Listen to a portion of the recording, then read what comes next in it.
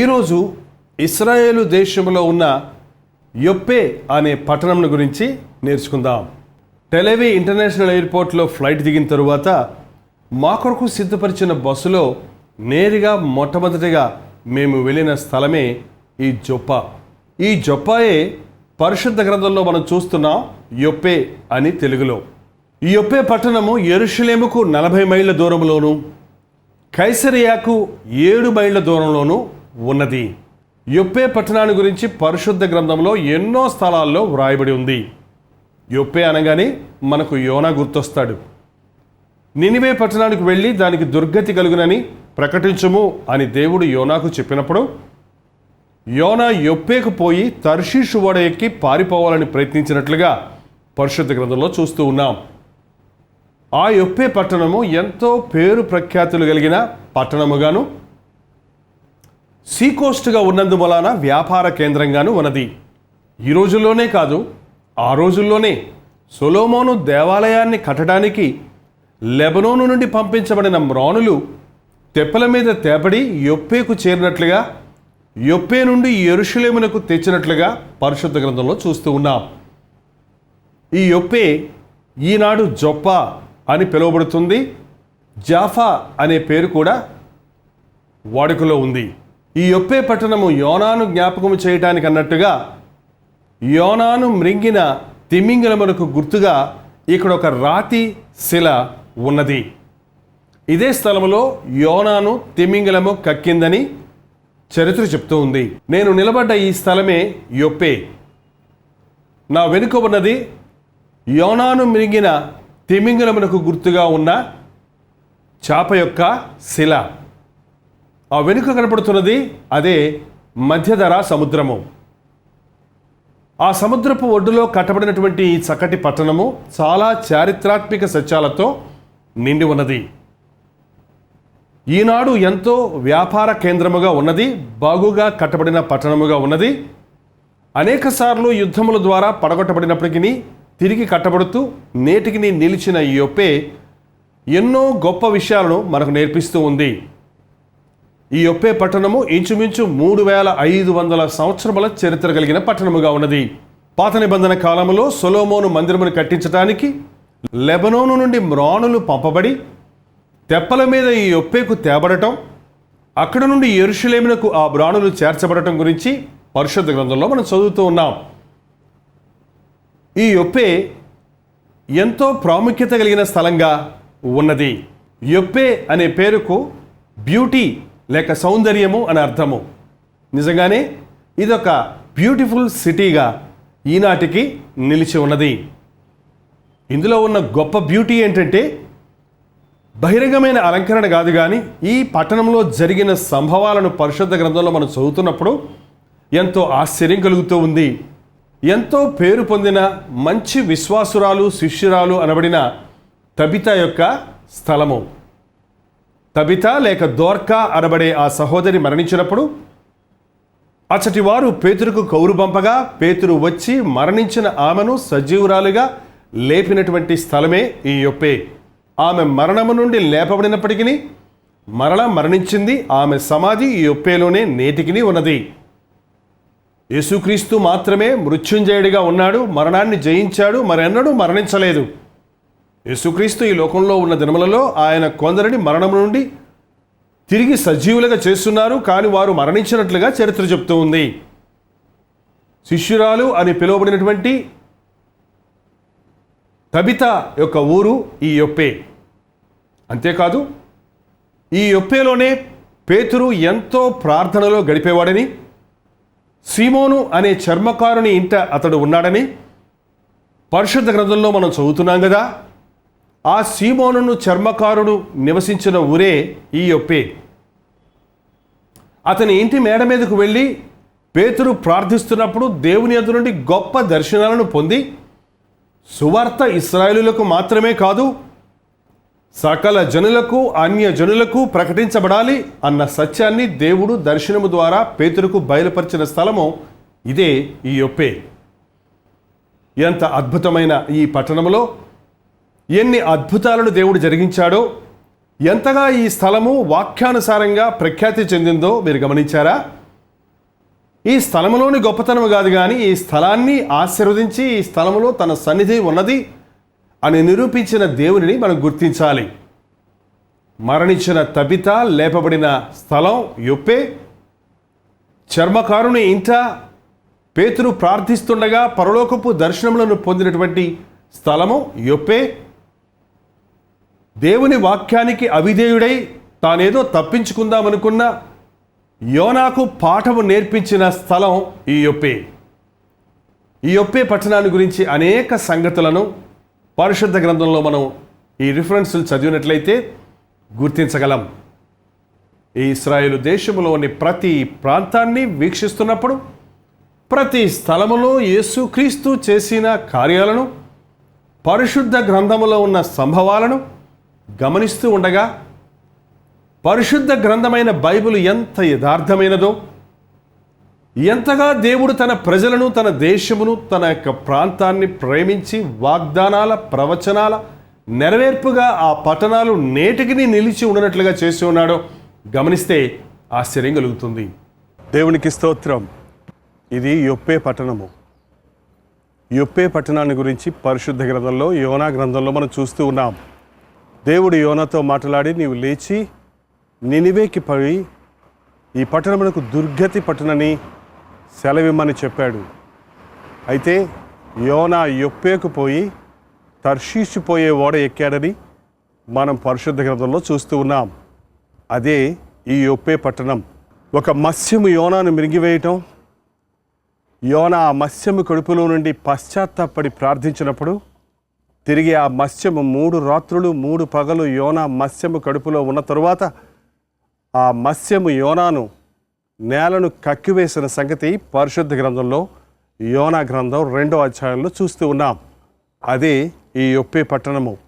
యోనాను మత్స్యము కక్కిన స్థలమే నేను నిలబడి మీతో మాట్లాడుతున్న స్థలము. ఇదిగో యోనాను కక్కిన మత్స్యానికి గుర్తుగా ఇక్కడ ఒక మత్స్యపు శిలను మనం చూస్తూ ఉన్నాం.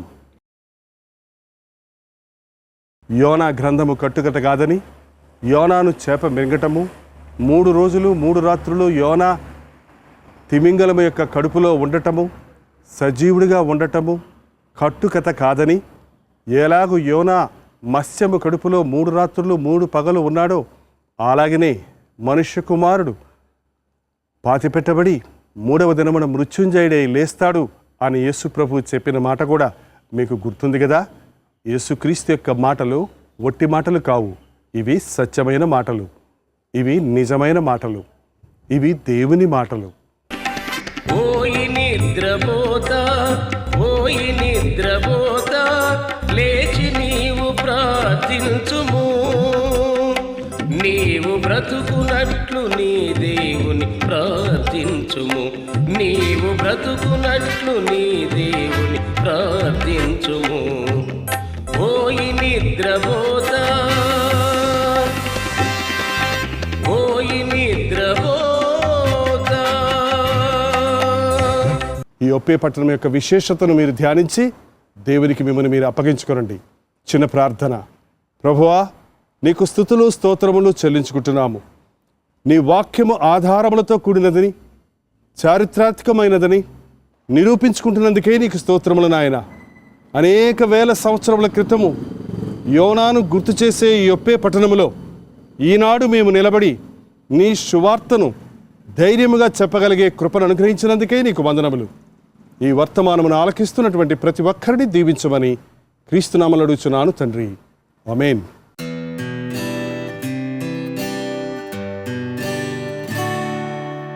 యోనా గ్రంథము 1వ అధ్యాయము 6వ వచనాన్ని చదువుకుందాం.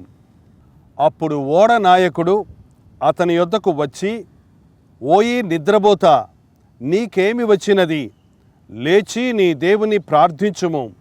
మనము చావకుండా ఆ దేవుడు మనయందు కనికరించునేమో అనెను.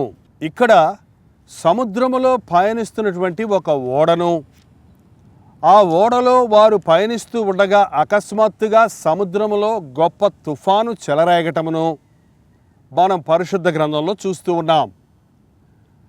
ఓడలో ప్రయాణం చేస్తున్నప్పుడు నడి సముద్రములో తుఫానుకు గురైతే అది ఎంత ప్రమాదమో, అట్టి సముద్ర ప్రయాణములో అలల మధ్య చిక్కుకున్న ఓడను కేవలము దేవుడు మాత్రమే కాపాడగలడు అన్న నమ్మికతో ఆ ఓడ నాయకుడు ఓడను పరిశీలిస్తూ సముద్రపు పొంగును చూచి ఆ యొక్క ఉపద్రవమైన సమయంలో దేవుని సహాయము కొరకు వేడుకోవాలని ప్రజలందరికీ చెప్పి ఉన్నాడు. అయితే ఆ ఓడ నాయకుడు పరిశీలిస్తూ ఒక ప్రాంతంలోనికి లేక ఓడ యొక్క అడుగు భాగంలోనికి వచ్చినప్పుడు అక్కడ ఒక వ్యక్తి పండుకొని ఉండటం చూచాడు. ఇంతకీ ఎవరా వ్యక్తి? ఆ వ్యక్తి ఒక సామాన్యమైన వాడు కాదు. అతడు యెహోవా దేవుని యొక్క ప్రవక్త. దేవుని చేత పిలువబడి ఒక గొప్ప పని కొరకు ఏర్పరచబడి దేవుని యొక్క చిత్తాన్ని నెరవేర్చడానికి నియమించబడినటువంటి ప్రవక్త. దేవుని వాక్కు ఆయనకు ప్రత్యక్షమై, నినివే పట్టణస్థుల యొక్క దోషము నా దృష్టికి ఘోరమైనదిగా ఉన్నది, నీవు వెళ్ళి వారికి ప్రకటించుము, నాశనాన్ని గురించి ప్రకటించుము, వారికి సువార్తను ప్రకటించుము అని దేవుని చేత పిలువబడినటువంటి ప్రవక్త. దేవుని సేవకుడు దేవుని పనిని చేయాలి, దేవుని మాటను వినాలి. అయితే యోనా నినివే పట్టణానికి వెళ్ళి వారికి దుర్గతి పట్టునని ప్రకటించమన్న దేవుని మాటను మీరి నినివే పట్టణానికి బదులు అతడు తర్షీషు వెళ్ళే ఓడను ఎక్కాడని పరిశుద్ధ గ్రంథంలో చూస్తూ ఉన్నాం. దేవుడు వెళ్ళమన్న దిక్కుకు వ్యతిరేకపు దిక్కులో పయనిస్తూ తప్పించుకున్నాన్రా అనుకున్నాడు. అయినా యెహోవా సన్నిధి నుండి ఎవరు పారిపోగలరు? దేవునికి కనబడకుండా దాక్కోగలిగిన వాడెవడైనా ఈ లోకంలో ఉన్నాడా? నేను సమీపము నుండి చూచు దేవుడను మాత్రమేనా, దూరము నుండి చూచు దేవుడను కానా అని దేవుడు పరిశుద్ధ గ్రంథంలో చెప్తూ ఉన్నాడు. కాబట్టి తన మాటకు అవిధేయుడై సముద్రంలో తప్పించుకొని మరొక దిక్కుకు పయనిస్తున్నటువంటి యోనాను గుర్తించినటువంటి దేవుడు ఆ సముద్రములో ఒక తుఫానును చెలరేగింపజేశాడు. అవును, గాలి, సముద్రం ఎవరి ఆధ్వర్యంలో ఉన్నాయి? సకల సృష్టిని సృష్టించిన సృష్టికర్త, సకలాన్ని సంపూర్ణంగా చేసినటువంటి ప్రభువు అన్నీ సరిగా జరుగునట్లుగా ఆయన నియమించి ఉన్నాడు. ఆ భయంకరమైనటువంటి తుఫానులో చిక్కుకున్న ఆ ఓడలోని వారందరూ వారి వారి దేవతలకు మొరపెట్టుకుంటూ ఏడుస్తూ దుఃఖిస్తూ ఉంటే, దైవజనుడు అని పిలువబడినవాడు, దేవుని ప్రవక్త అని చెప్పబడినవాడు ఓడ అడుగు భాగమునకు వెళ్ళి నిద్రపోతూ ఉన్నాడు. ఇది ఎంత విచారకరమైన విషయము! ఓడ నాయకుడు నిద్రపోతున్న యోనాను చూచి, ఓయి నిద్రపోతా, నీకేమి వచ్చినది? లేచి నీ దేవునికి ప్రార్థన చేయము, ఒకవేళ ఆ దేవుడు మమ్మల్ని కరుణిస్తాడేమో అని హెచ్చరించడం చూస్తూ ఉన్నాం. అవిధేయతలో ఉన్నవాడు ప్రార్థన చేయలేడు సుమా. దేవుని మాటను వినకుండా దేవునితో ఎలా మాట్లాడుకోగలం? దేవుని చెప్పినట్లుగా చేయకుండా దేవుని కొరకు ఏం చేయగలం? దేవుని ముఖంలోనికి ఎలా చూడగలం? పాపం యోనా తన అవిధేయతను గుర్తు చేసుకుంటూ, తన అజ్ఞానాన్ని గుర్తు చేసుకుంటూ తాను దేవునితో మాట్లాడలేని స్థితిలోనే ఉన్నాడు. అయితే ఈలోగా ఆనాటి పద్ధతి ప్రకారం ఎవడో ఒకడు కీడు చేశాడు, ఏదో ఒక పాపము జరిగింది, అందువల్లే ఈ యొక్క శాపం మన మీదకు వచ్చింది, దానికి కారణం ఎవరో తెలుసుకుందామంటూ ఓడలో ఉన్న వారందరి పేర్లు చీట్ల మీద రాసి ఆ కీడుకు కారణం ఎవరో తెలుసుకోవడానికి ఒక చీటును తీశారట. ఆ చీటులో యోనా పేరు వచ్చింది. అందరూ యోనా చుట్టూ గుమిగూడి, ఎవరివయ్యా నీవు, ఎక్కడి నుంచి వస్తున్నావు, నీ సంగతి ఏంటి అని అడిగారు. పాపం యోనా ఎవరికీ తెలియకుండా, తన పేరేదో ఎరగకుండా, తన పనేదో ఎరగకుండా, ఎవరికీ తెలియకుండా తప్పించుకుందాం అనుకున్నాడు. కానీ ఇప్పుడు అందరి మధ్య పట్టుబడ్డాడు. చెప్పక తప్పలేదు, నిజం ఒప్పుకోక కుదరలేదు. నేను దేవుని యెహోవా దేవుని సేవకుని, దేవుడు నన్ను నినివే పట్టణానికి వెళ్ళమంటే నేను ఆయన మాటను జవదాటి, ఇదిగో నేను తర్షీషుకు ప్రయాణమై ఉన్నాను, నన్ను బట్టే ఈ గొప్ప తుఫాను మీ మీదకు వచ్చిందని నేను ఎరుగుదును. నన్ను ఎత్తి సముద్రములో పడవేయుడి అన్నాడు. ఆ యొక్క ఓడలోని వారందరూ ఎలాగైనా యోనాను కాపాడాలని ఆశించి ఎన్నో ప్రయత్నాలు చేశారు. కానీ ఎంతకీ సముద్రములోని తుఫాను ఆగనందున ఇక చేసేది లేక యోనాను ఎత్తి సముద్రంలో పడవేశారు. అంతే, వెంటనే సముద్రం సద్దుమణిగిందని, తుఫాను ఆగిపోయిందని, సముద్రములో నిమ్మలమైందని దేవుని వాక్యంలో చూస్తూ ఉన్నాం. నిజమే, అనేక సార్లు పాపం మన హృదయంలో ఉన్నప్పుడు మన హృదయాల్లో తుఫానులు చెలరేగుతూ ఉంటాయి. సమాధానం లేని స్థితిని మనం చూస్తూ ఉంటాం. అల్లకల్లోలమైన పరిస్థితిని మనం చూస్తూ ఉంటాం. ఏదో ఒక పాపము నీ హృదయాన్ని కలవరపరుస్తూ ఉంది. యేసుక్రీస్తు యొక్క సన్నిధిలో, ఆయన పరిశుద్ధ వాక్యపు వెలుగులో నీ స్థితిని చూసుకోగలిగితే, నీ తప్పును ఒప్పుకొని నన్ను బట్టే, ఈ పాపమును బట్టే నాకు ఈ కీడు జరిగింది అని నీ ఒప్పుకోగలిగితే, నీ పాపమును ఒప్పుకున్న మరుక్షణంలోనే నీ హృదయంలో ప్రశాంతత కలుగుతుంది, నెమ్మది కలుగుతుంది, సమాధానం వస్తుంది. అంతేకాదు, దేవుని నామానికి మహిమ కలుగుతుంది. ఎప్పుడైతే ఆ ఓడలోని వారు యోనాను ఎత్తి సముద్రంలో పడవేశారో, ఆ సముద్రము నిమ్మలమైందో, ఆ ఓడలోని వారందరూ యెహోవాయే దేవుడు, యోనా యొక్క దేవుడే నిజమైన దేవుడు అని అందరూ, అంతకుముందు వారి వారి దేవతలను వారు ఆరాధించి పూజించిన వారందరూ దేవుడు చేసిన గొప్ప కార్యాన్ని గుర్తించి ఆయనను మహిమపరిచినట్లుగా పరిశుద్ధ గ్రంథంలో చూస్తూ ఉన్నాం. అతిక్రమములు దాచిపెట్టువాడు వర్ధిల్లడు, వాటిని ఒప్పుకొని విడిచిపెట్టువాడు కనికరము పొందును అని వ్రాయబడి ఉన్నది. నీవు నీ పాపాన్ని ఒప్పుకున్నప్పుడు నీకు శిక్ష కాదు కదా, క్షమాపణే దొరుకుతుంది.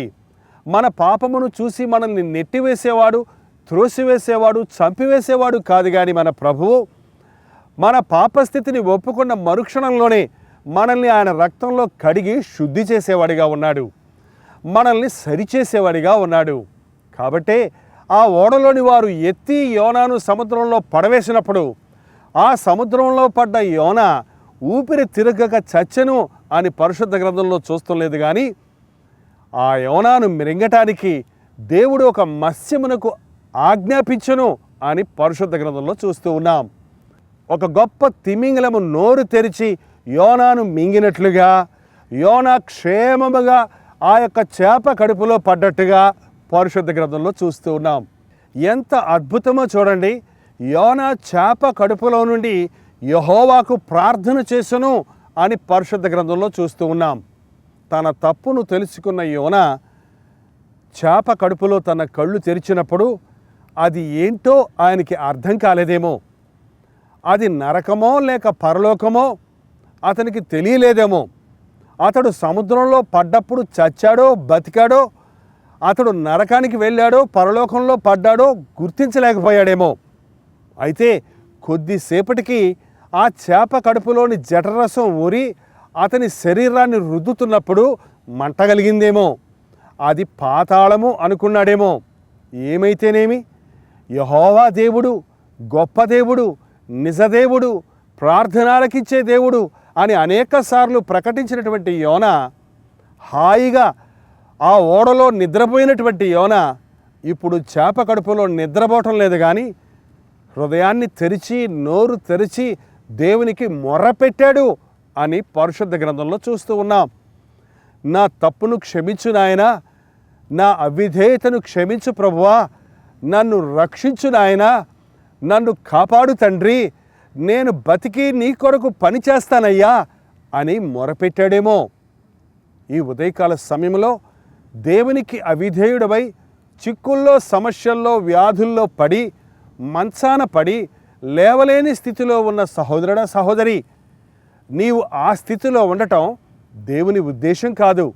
నిన్ను అలా విడిచిపెట్టాలని దేవునికి ఆశ లేదు. నిన్ను రక్షించాలని, నిన్ను స్వస్థపరచాలని, నిన్ను నీ మరణ పడక మీద నుండి లేవనెత్తి సజీవ సాక్ష్యముగా ఆయన కొరకు వాడుకోవాలని ప్రభు ఆశిస్తూ ఉన్నాడు.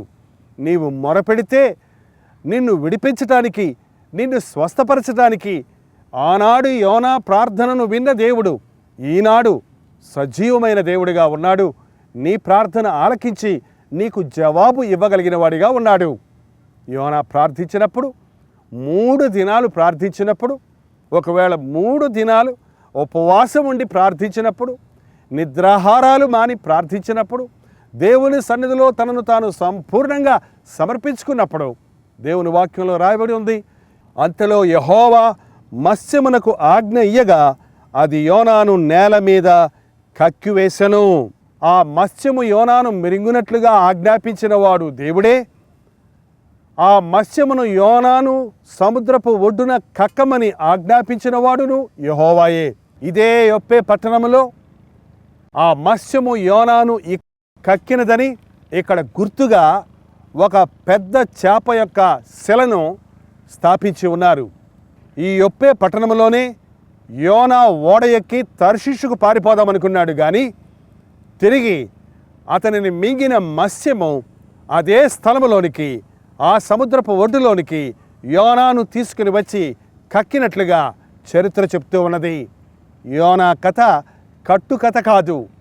చేప మనుష్యుడు ఎలా మింగుతుంది, మనుషుడే కదా చేపలను మింగుతున్నారు అని అనేకులు అనేక సంవత్సరములు అనుకున్నారు, కానీ ఇప్పుడు సముద్రంలో ఎంతో పెద్ద తిమింగలములు ఉన్నాయని కనుగొన్నారు. అవును, దేవుని వాక్యం యథార్థమైనది.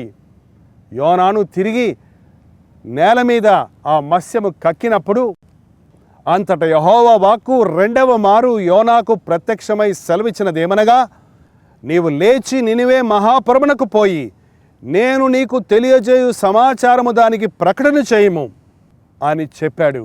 కాబట్టి యోనా లేచి 3 దినముల ప్రయాణమంత పరిమాణము గల ఆ పట్టణములో సంచరించి ఆ పట్టణమునకు దుర్గతి పట్టునని, వారి దుష్టత్వమును విడిచిపెట్టకపోతే, వారి దోషములను ఒప్పుకొనకపోతే, వారు నిజ దేవుని యందు విశ్వాసం ఉంచకపోతే దేవుని కోపాగ్ని వారి మీద రగులుకుంటుందని కఠినమైన వర్తమానాన్ని ఆ పట్టణానికి అందించాడు. ఆ వర్తమానాన్ని విన్న ఆ పట్టణస్థులు పశ్చాత్తాపడ్డట్టుగా పరిశుద్ధ గ్రంథంలో చూస్తూ ఉన్నాం.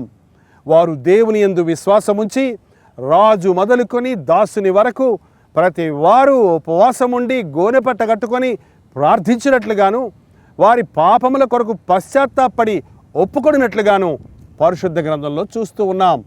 ఎప్పుడైతే నినివే పట్టణస్థులు వారి చెడుతనాన్ని మానారో అప్పుడు దేవుడు పశ్చాత్తాపడి, అయ్యో వీరిని నాశనం చేద్దామనుకున్నానే, వీరులు నా స్వరూపంలో చేయబడిన బిడ్డలే కదా, వీరు తమ తప్పులు ఒప్పుకున్నారే, వీరు నాకు మొరపెట్టారే, వీరు నా యొద్ద ప్రార్థిస్తున్నారే అని వారిని క్షమించి వారి మీదకు రావలసిన శిక్షను కొట్టివేసినట్టుగా పరిశుద్ధ గ్రంథంలో చూస్తూ ఉన్నాం. అవును, మన ప్రభువు ఎంతో దయగలిగిన వాడు. మనం పశ్చాత్తాపడితే, మన పాపములను ఒప్పుకుంటే మనల్ని క్షమించటానికి, మనం పోగొట్టుకున్నవన్నీ తిరిగి ఇవ్వటానికి ఆయన ఆశ కలిగిన వాడిగా ఉన్నాడు. ఈ రోజున ఈ సువార్త, ఈ టీవీ కార్యక్రమాల ద్వారా ఎందుకు ప్రకటిస్తూ ఉన్నాం? ఉన్నది ఉన్నట్టుగా పాపమును ఎందుకు ఖండిస్తూ ఉన్నాం?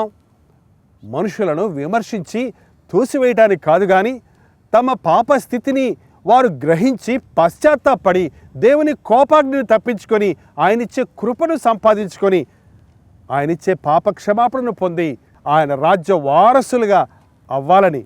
కాబట్టి ఒకవేళ నీవు దుష్టకార్యాలకు లోనై చెడలుబాటులకు గురై నిన్ను నీవు పాడు చేసుకుంటూ నీ చుట్టూన్న వారిని పాడు చేసే వ్యక్తిగా ఉంటే, ఇదిగో ఈ ఉదయకాలంలో దేవుని సువార్త నీకు ప్రకటించబడుతూ ఉంది. నీ పాపమును గురించి నీవు పశ్చాత్తాపడి నీ పాపములకు ప్రాయశ్చిత్తం చేసిన యేసుక్రీస్తునందు విశ్వాసం ఉంచితే నీవు పొందవలసిన దెబ్బలు ఆయన పొందాడని, నీవు మరణించవలసిన స్థలములో ఆయన మరణించాడని, నీవు వెళ్ళవలసిన నరకమును ఆయన జయించాడని నీవు గుర్తించి నమ్మితే ఇప్పుడే నిన్ను ప్రభు క్షమించడానికి, నిజ సమాధానాన్ని, సంతోషాన్ని నీకు ఇవ్వటానికి, ఈ లోకం విడిచినప్పుడు ఆయన రాజ్య వారసుడిగా నిన్ను చేసుకోవడానికి ప్రభు శక్తి కలిగిన వాడిగా ఉన్నాడు. ఈ గ్రంథములో పాపములో ఉన్న వ్యక్తి ఎలాగూ తన చుట్టూ ఉన్న వారికి శాపకరంగా ఉంటాడు, పాపమును ఒప్పుకొని విడిచిపెట్టి పశ్చాత్తాపడ్డ వ్యక్తి ఎలాగూ తన చుట్టూన్న వారికి ఒక దీవెనకరంగా మారతాడు అన్న విషయాన్ని మనం చూస్తూ ఉన్నాం. యోనా 1వ అధ్యాయంలో యోనా తన చుట్టూన్న వారికి ఒక శాపంగా, ఒక కీడుగా ఉన్నాడు. అయితే యోనా 3వ అధ్యాయంలో సువార్తను ప్రకటించే యోన తన చుట్టూ ఉన్న వారికి లేక 1,20,000 మందిని రక్షణలోనికి నడిపించగలిగిన వ్యక్తిగా మారి ఉన్నాడు. కాబట్టి అవిధేయులుగా కాక విధేయులుగా జీవిద్దాం. దేవుని మాటను మారు మాటలాడకుండా శిరసావహిద్దాం. ఆయన కొరకు సాక్షులుగా బ్రతుకుదాం. ప్రార్థించుకుందాం. పరిశుద్ధుడా, ప్రేమగలిగిన తండ్రి, ఈ సమయంలో ఈ వర్తమానమును ఆలకిస్తున్న ప్రతి ఒక్కరిని దర్శించుము నాయన. నీ వాక్యమునకు విరుద్ధముగా, నీ మాటకు విరుద్ధంగా మేము జీవించువారిగా కాక, నీ మాటకు లోబడి నీ వాక్యాన్ని శిరసావహించి నీ చిత్తానుసారంగా జీవించి మా చుట్టూన వారికి దీవెనకరంగా ఉండుటకు సహాయము చేయుము. నీ సేవకులమని చెప్పుకునే మేము నీ మాటకు లోబడటానికి, నీ బిడ్డలమని చెప్పుకునే మేము నీ ఆజ్ఞకు లోబడటానికి, నీ చిత్తానుసారంగా జీవించి నిన్ను మహిమపరచటానికి మా ఒక్కొక్కరికి నీ సహాయము చేయమని క్రీస్తునామంలో అడుగుచున్నాను తండ్రి. ఆమేన్.